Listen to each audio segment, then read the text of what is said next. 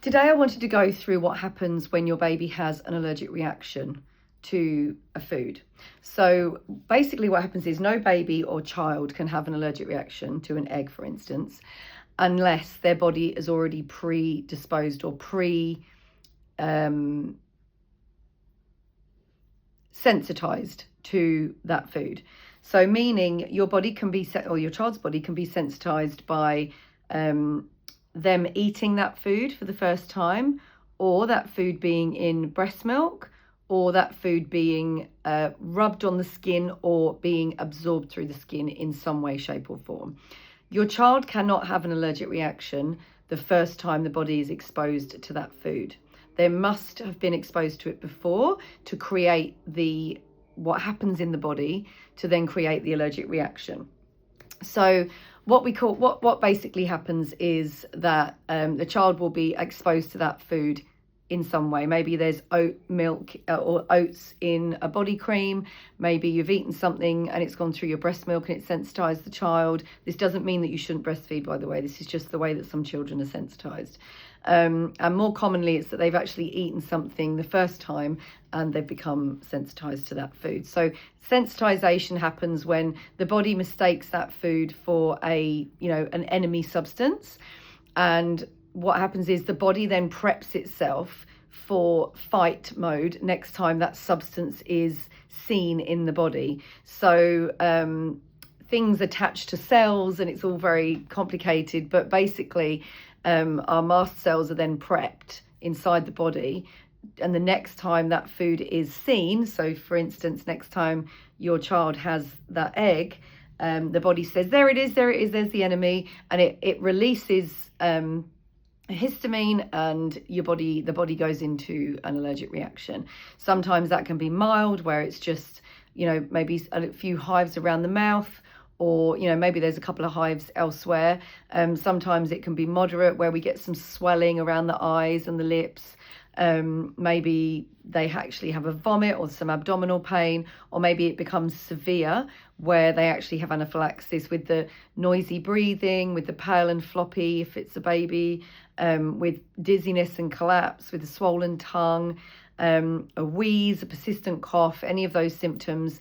A child just needs anaphylaxis first aid, which is basically either an EpiPen if you have an EpiPen, and if not, then you call an ambulance straight away and obviously monitor the child until the ambulance gets there, following your doctor's ABC.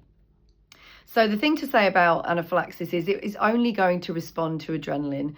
We should not be giving salbutamol, which is the blue inhaler. We should not be giving steroids, and we should not be giving antihistamine as first line treatment in anaphylaxis. Yes, we can give antihistamine, but that is not going to necessarily stop the anaphylaxis in its tracks.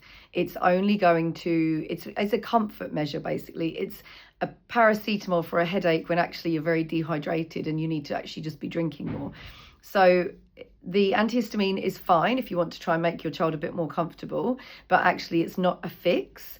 And you still have to watch them very closely to make sure that the allergic reaction doesn't escalate into anaphylaxis. Steroids they are used in anaphylaxis at times in the hospital environment. Yes, you may have been prescribed them, but they're not first line treatment in an anaphylaxis. Anaphylaxis will only respond to adrenaline. And salbutamol, again, yes, it absolutely can be used during an anaphylaxis situation, but not before adrenaline.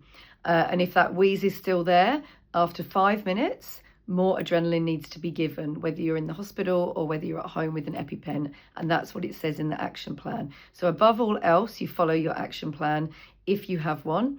If you have a green action plan, that'll involve removing the food, making sure your child's okay, giving them any sort of first aid that they need, watching them, and if they show any signs of anaphylaxis, then you call an ambulance. If you have a red action plan, then that means getting your EpiPen, having it near you. As soon as you see any signs of anaphylaxis, you give the EpiPen in the thigh as quickly as you can.